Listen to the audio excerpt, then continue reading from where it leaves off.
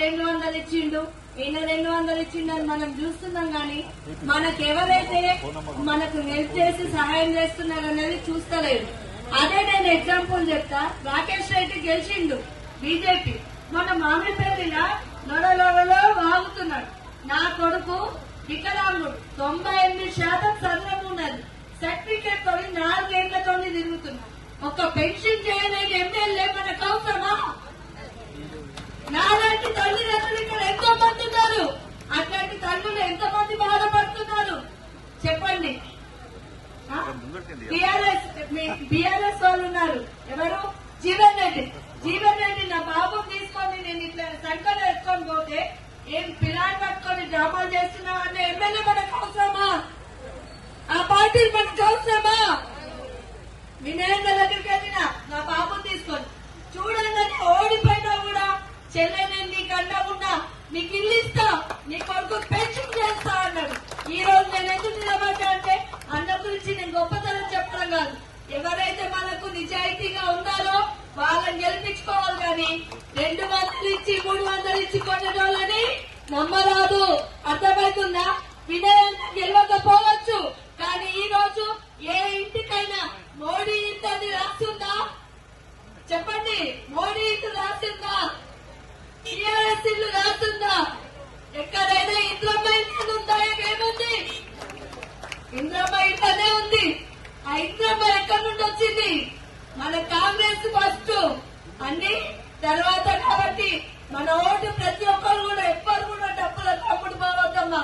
అమ్ముడు పోయినామంటే మన జీవితాలు మనమే నాశనం చేసుకున్నట్టు. నేను ఒక తల్లిగా నా కొడుకుని పొడగొట్టుకొని నేను బాధపడుతున్నా. ఈ రోజు ప్రతి ఒక్క నా అక్క చెల్లెలకు నేను తెలియజేస్తుంది ఏంటంటే ప్రతి ఒక్కరు కూడా మన ఆర్పులు రాజలంతా కలిసి ఇక్కడ ఏకమైన. ఎందుకంటే ఒక మంచి నాయకుడిని మనం ఎన్నుకుంటే మన కష్టాలన్నీ తీర్తాయి. కాబట్టి ఇలా 200 మనం పోతాం, అవి మన కూరగాయల ఖర్చులకు రావు, మన పిల్లల ఖర్చులకు రావు.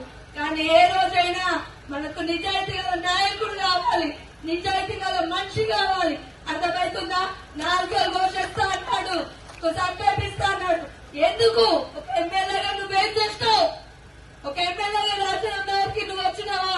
ఒక ఎమ్మెల్యేగా రాజీనామాలో నువ్వు తిరిగినావా? ఒక ఎమ్మెల్యే రాజీనామాని డెవలప్ చేసిందా? మీరు చెప్పండి అక్కలు చెల్లెళ్ళు, మీరు జ్ఞాపకం చేసుకోవాలి ప్రతి ఒక్కటి. నాలాంటి బాధ ఇంకే అక్క చెల్లె కూడా పడద్దు. అన్న తమ్ముడు ఎవరైనా సరే మనకి ఈ రోజు మద్యం అనేది కూడా వాళ్ళు పంచి మనల్ని లొంగ తీసుకుంటారేమో, కానీ వాటన్నిటికీ మనం లొంగనందుకు లేము. ఇంద్రమ్మ అంటే సోనియా గాంధీ పెట్టిన భిక్ష. ఈ రోజు ఆ సోనియా గాంధీ మన కాదు అంటున్నారు. ఎక్కడ రాష్ట్రం నుండి వచ్చి ఇక్కడ ఉంది అన్నారు. కానీ ఆ సోనియా గాంధీ లేకపోతే తెలంగాణ వస్తుండదా? జీవన్ రెడ్డి నిలబడుతుండదా? కేసీఆర్ ఉంటుండదా? చెప్పండి. ఇప్పుడు నా మాటలు చెప్పండి అక్క. కాబట్టి మనం దేనికి ఓటేయాలి? దేనికి ఓటు? నాకు చెప్పమని చెప్పలేదు.